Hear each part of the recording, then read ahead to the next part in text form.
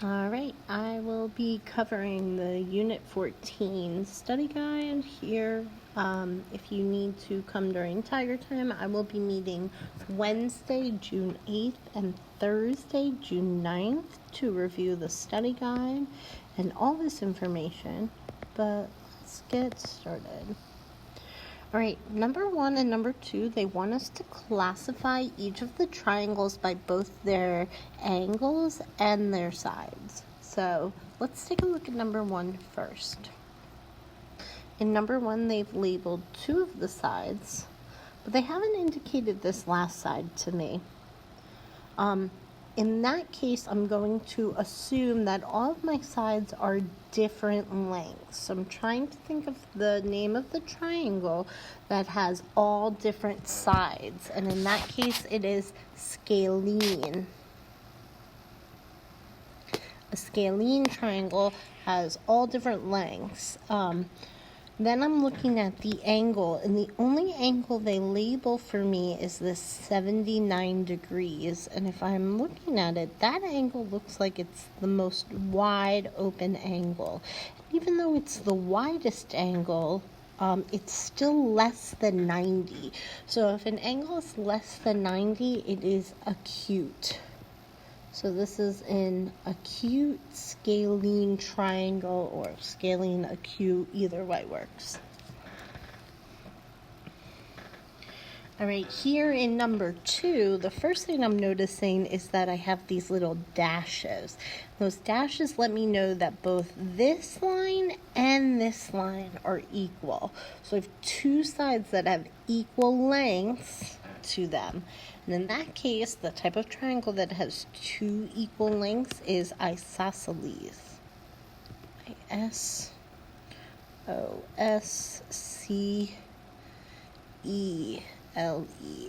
isosceles. Okay? Looking at the angle, the only angle labeled is this one in the corner, and when it's a little square like that, it tells me it is a right angle. So this is an isosceles right triangle.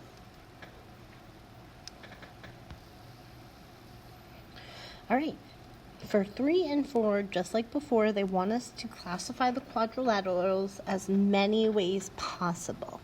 Okay, so I'm looking at this first, number 3. And the first thing I notice is that they're all equal lengths, but they do not have equal angles. So if they're equal lengths, but they're not equal angles, that is a rhombus.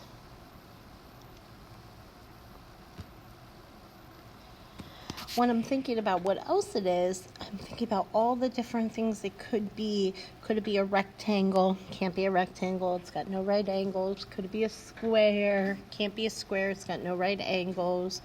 Could it be a trapezoid? No, because it's got 2 sets of parallel lines. And then I'm left with my last thing, which is a parallelogram. And the only thing that makes something a parallelogram is the fact that it's got 2 sets of parallel lines. So because this has 2 sets of parallel lines, it is a parallelogram.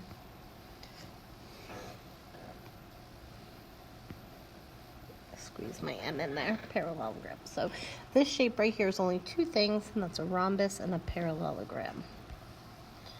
Here, if I look at this looks like our traditional square. Ooh, sorry. I don't know what just happened there. This is our typical square. And we know now if it is a square, it is also a rectangle, because rectangles can have all of the same sides, all sides that are equal. If we know that it is a square, we also know that it is a rhombus, because all the sides are equal. So we have square, we have rectangle, we have rhombus. There's one more here that it is.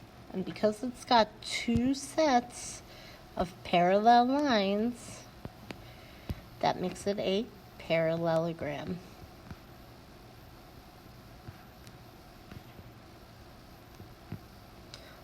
so long, parallelogram. So this square is actually 4 different things: a square, a rectangle, a rhombus, and a parallelogram.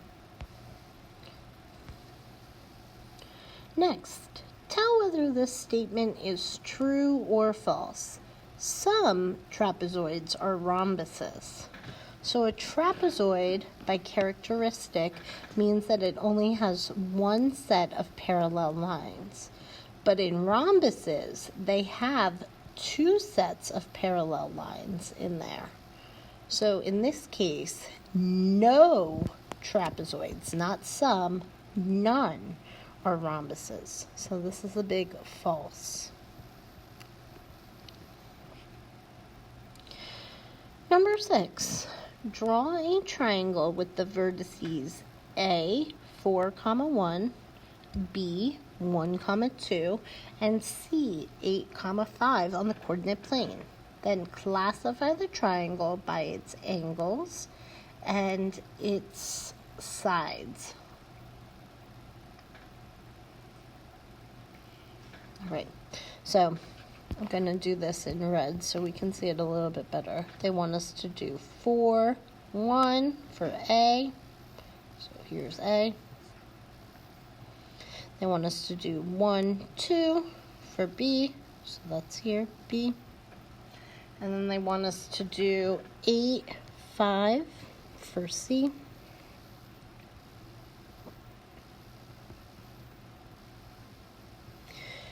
Going off of the sides first, it looks like none of my lengths are close to being the same. So if none of my lengths are the same, in this case it is a scalene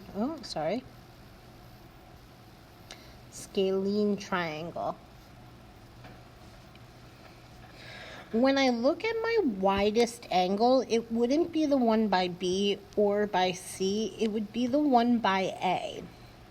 And if it was a right angle, it might be going more up. But because it's going out, I'm going to call this obtuse, because it's fatter than a right angle. So this triangle is a scalene obtuse triangle.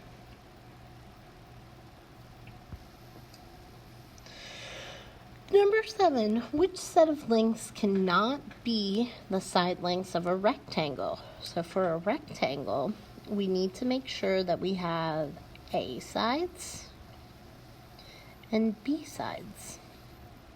Sometimes, in this case, we can have A equaling B. So let's see how that goes. First one, 6, 9, 6, 9. That would work. We could do 6 here and 9 here, 6 up here, 9 down here. So that one checks out. That one looks good. Let's go down. 2, 2, 2, 2.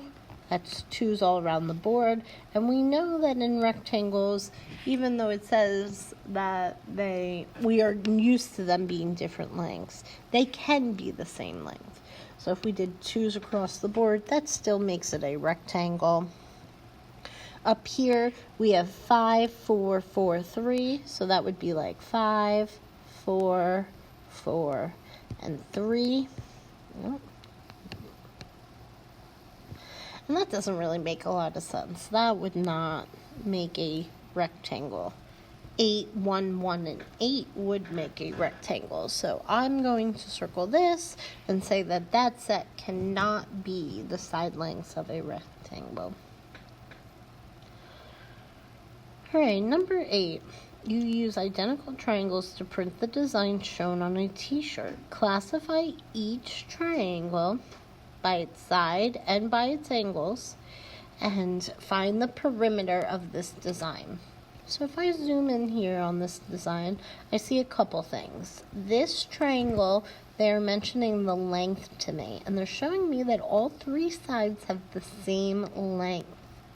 So if all 3 sides here have the same length, that is an equilateral triangle. Here on this part, they're showing us the angles of the triangle, and with these little half circles, they're showing us that each one of these angles is equal.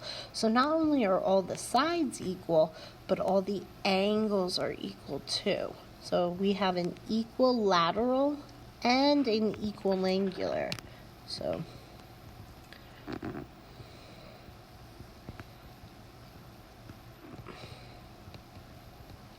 equiangular, and we have equilateral.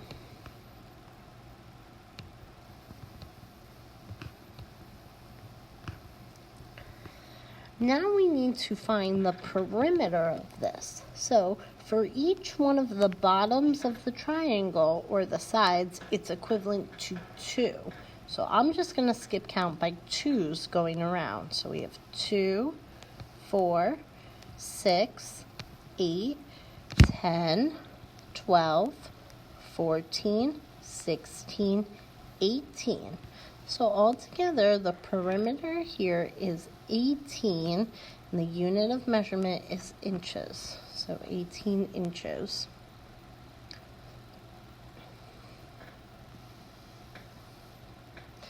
All right, we need to fill in sometimes, always, or never to make the statement true. So a parallelogram is blank a rectangle. A parallelogram is blank a rectangle. So I can't say that a parallelogram is always a rectangle, because parallelograms don't always have 90-degree angles like rectangles do.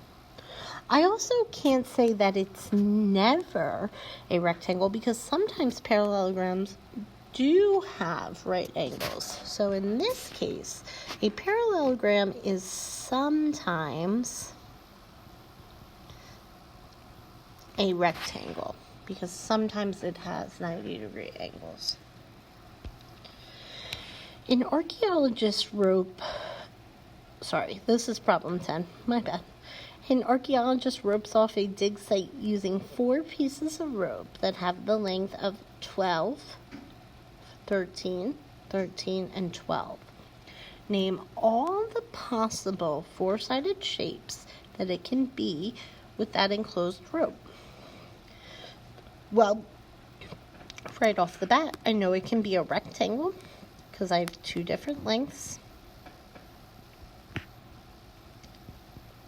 Right? If I make this a rectangle, we can have 13 on 2 sides. We can have 12 on the other 2 sides. That would work. Same works for a parallelogram. All right? It didn't say anything about the angles, but we know that a parallelogram has similar length, similar sides as a rectangle. Now, it can't be a rhombus, because a rhombus has all equal sides, and in this case, this is not all equal sides. Same goes for a square. Can't be a square. And it wouldn't really make a lot of sense if it was a trapezoid, because we would have 13 at the top and 13 at the bottom. 12 and 12 on the sides would make a rectangle. So in this case, it's only 2 shapes, and that's a rectangle and a parallelogram. All right, we're looking at this triangle right here to determine what types of triangles are being shown. So in this case, I'm going to break it down into 3 different triangles. We have this triangle right here. We have this triangle right here. And we have this triangle right here. So we have 2 smaller triangles that make up 1 big triangle. So let's look at this triangle right here. This first triangle, I have 60, 60, 60. So based on those angles, 60, 60, 60, this is an equiangular triangle. Okay, all of the angles are the same. Looking at this one, I have a 30, a 30, and then a 120. I'm looking at the biggest angle here, and because that biggest angle is larger than a right angle, this would make an obtuse triangle.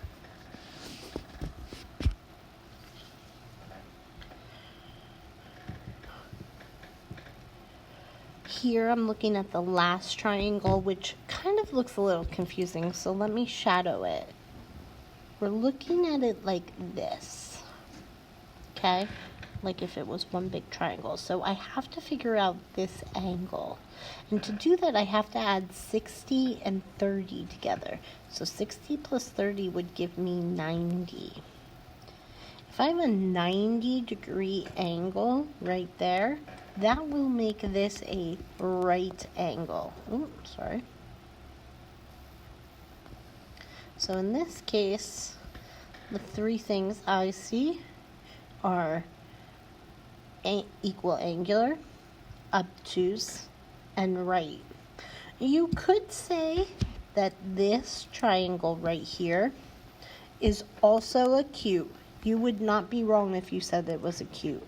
It is more equal angular, but I would also accept both of these as the answers. So I hope this helps, and if you need any more help, don't be afraid to come and see me during Tiger Time.